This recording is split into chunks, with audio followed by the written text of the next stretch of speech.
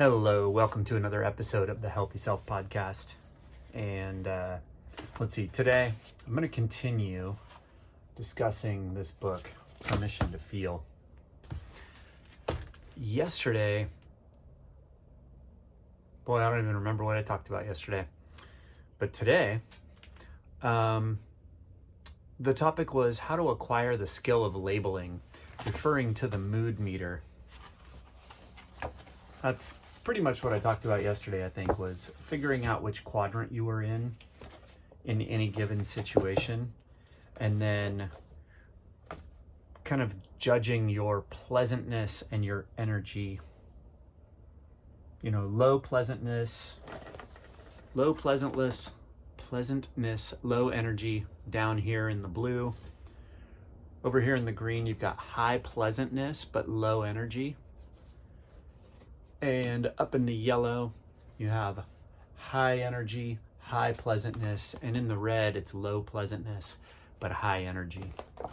And so today's topic, I've just been kind of taking notes on the book as I go here. Today's topic is really understanding definitions. And let's see, I think that it mentioned... No, it didn't mention the percentages, but the book talked a little bit about how there are a lot of negative emotions, probably to sense danger and that kind of thing. But there were 4 of them that it focused on for today. And the first one was anxiety.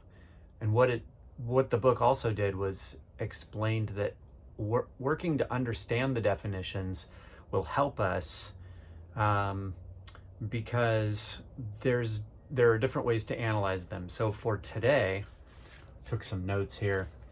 In a general sense, a lot of times people say that they're under stress. And the book kind of shows us that that's too general to be helpful. And so there's some different shades of colors that have to do with stress. For instance, if I'm looking at the red mood meter here, stressed is right there. So stressed is in the middle there, but then a little bit less energy would be anxious or anxiety, but anxiety is very low pleasantness, like all the way over at the side. So to be anxious is a lot of energy and feeling really bad. And the definition is that it's a worry about future uncertainty and our inability to control what will happen to us. There's lots of things we can do to try to control the future, but ultimately this becomes, to me in my experience, this becomes almost a spiritual type question that there's ultimately we don't have control. However, there are many things that we do have control of, but it requires growing up and changing perspective. And by growing up, I mean developing the ability to look to the future and make changes in the present moment in what you do. But to be worried about future uncertainty puts us in an anxious state. The next statement was about fear. Let's see if fearful is on here. Fear, frightened. Frightened is a little higher energy than anxious. Right over here. Frightened, fearful. That's the palpable sense of danger that lies just ahead and will eventually strike at us. And I always think of, if something's going to strike at us, it's like a snake. And I remember hearing that the future, which is an unknown entity, is like a basket of snakes that's going to strike at us. And so as we're growing up, we're learning to recognize patterns and hopefully become wiser and prudent, like knowing which steps we should take in order to avoid danger. Fear is knowing that something will strike at us. And today, I'm really thinking about homework assignments because I had a homework assignment that was due today. And homework assignments have always stressed me out. I've always been very stressed by them. But really what's happened is I've been anxious about them. I've been fearful about them. And so I'm kind of describing those definitions. The third one is pressure. Pressure is force from outside that tells us that something is important and is at stake. And whether we succeed or fail will depend on our performance. That's pressure.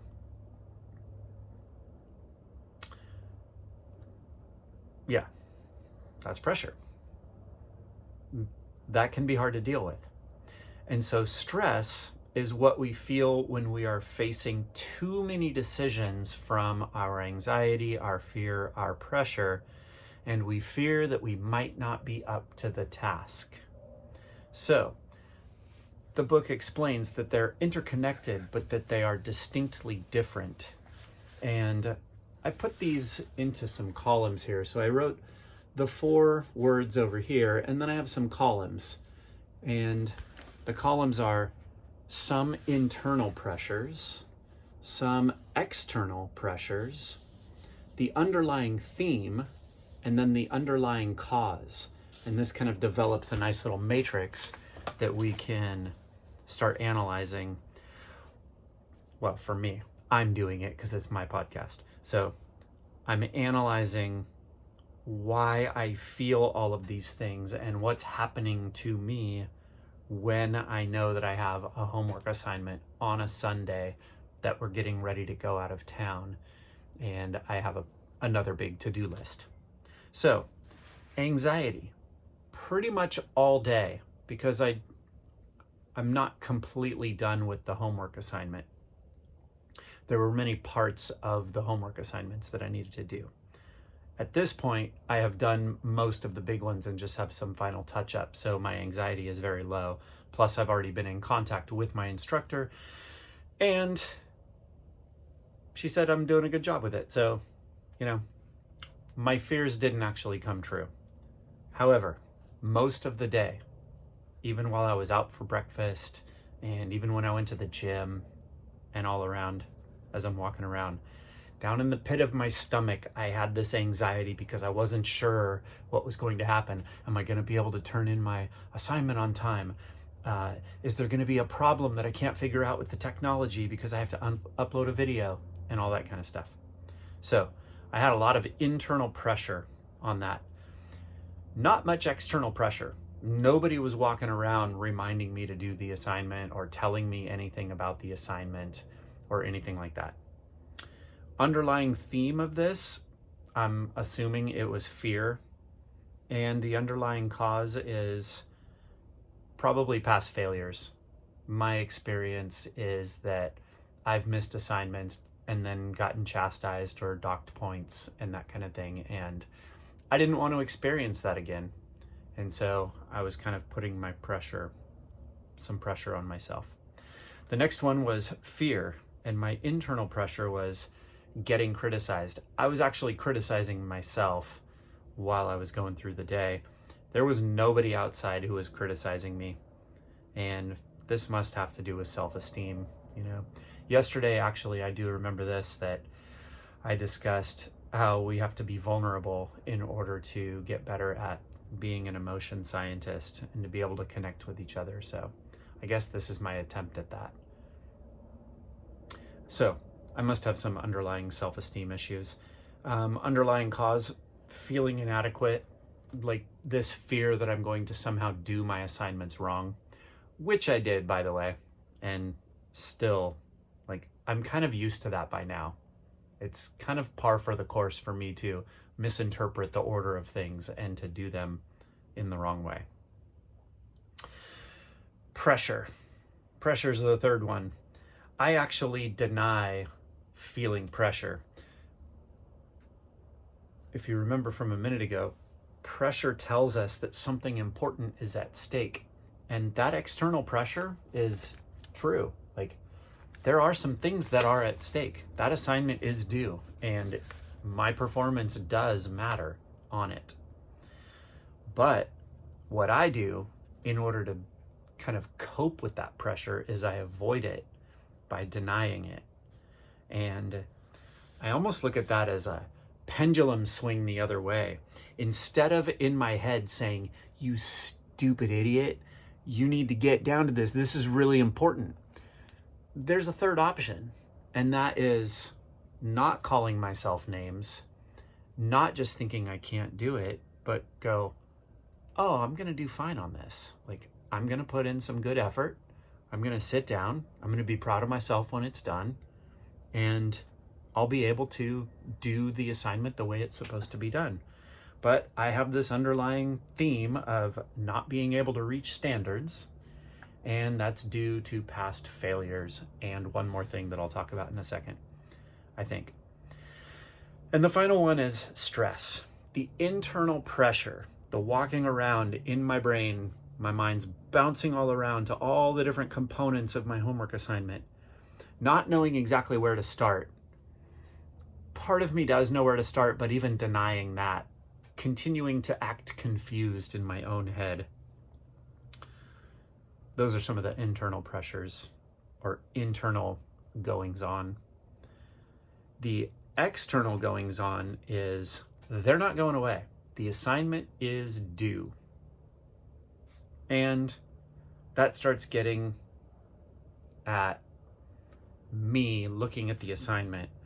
Oh, this is going to take all my time. I've got other things to do. I'm very concerned about this, but I'm kind of pretending that I'm not, because if I can take the pressure off of myself, then I won't quite feel so anxious.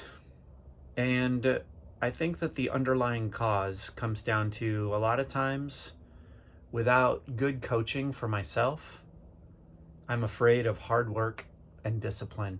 It's embarrassing to say, but I think I know why, or at least part of why.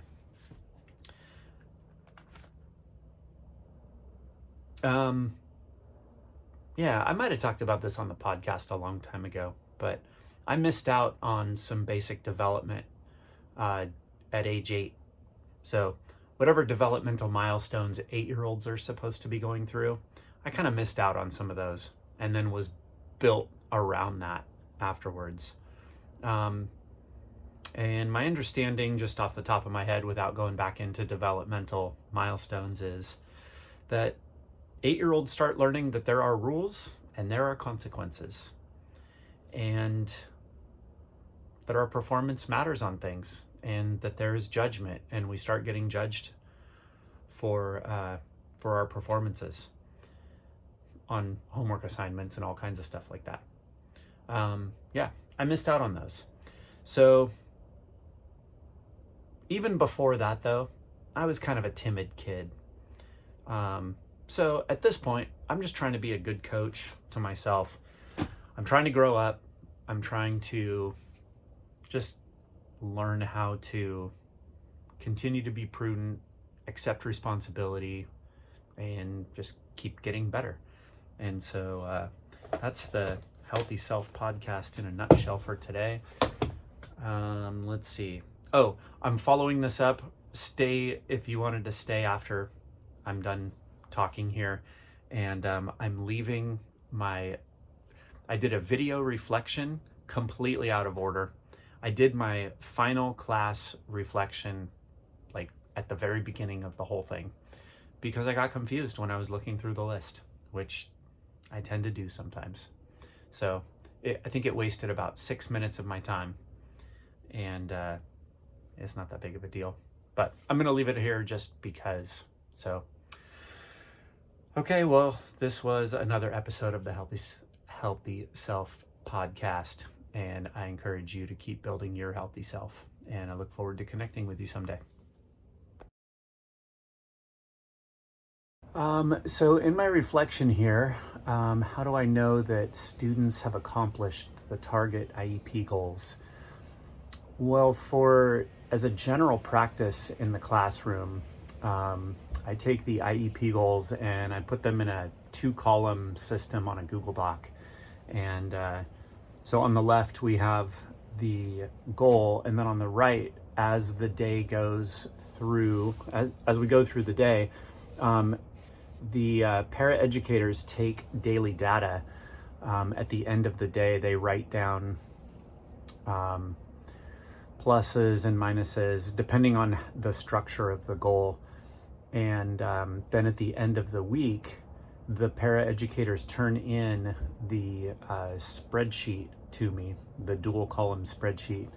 And I scan those, and then weekly I just do the calculations for the percentage of how well the students did on their goals. So it's a system of daily data entry, and then weekly reviews. And then that way we can also see if we've missed targeting a goal. We can also focus on for instance, a hand washing goal. We can identify which parts in the process that the student needs to work on for the next week or the next day. And then I also share these reviews with the service providers that I have. So on Mondays, I have an OT and a speech pathologist in class. And I also have orthopedic impairment specialists and vision specialists that come in to review how the students are doing on their data. And then we discuss some of the different strategies that we're using and come up with different ideas. In terms of the overall learning goals, how students are meeting those, that's really where to me the rubber meets the road, is talking with the different service providers. And in the future, like technically tomorrow, we are bringing our students back to the junior high that they came from, and we're doing a new big cooking activity with our speech language pathologist. And so designing lesson plans with the service providers is something that I want to do more in the future. In addition, Tiff is going to be my co-teacher next year. So not only my support provider at the site, but also will be co-teaching. And so we've already been discussing where we want to bolster our curriculum and pretty much bring in larger service teams like Workability. We would like to do a series of home visits, and that will also really help us not only to develop goals that are going to be very beneficial for the students, but also to be able to generalize those skills so that the students can do them not only at home, but also over at school. Bringing Workability from our local SELPA. There's a lady named Trisha Lomino at SELPA that I just recently saw at a downtown event for the Autism Center in San Luis Obispo. And so we discussed getting the Workability program set up for some students next year. And one of the really cool things that just came out is the larger school community. So peer helpers through our ASB club especially can really help the students develop and meet goals for some of their social activities. And also behavior. I've noticed that students tend to do better on their behavior when they're with peers rather than just being with adults. So having students just have large teams around them is really what I use as a measure of their overall learning goals and whether they're meeting them or not. It's just in those conversations and data collection methods. And then I'm assuming that in the future, since I'm still kind of new at this, that we would see increased independence of the student to be able to take care of the different tasks, adaptive daily living skills, and things like that. we would see them have increased independence at home. And that's how I envision being able to tell if students are meeting their goals, is when they can start doing some of the tasks independently, even without prompting. So that's my formative assessment reflection video, and I think that's it.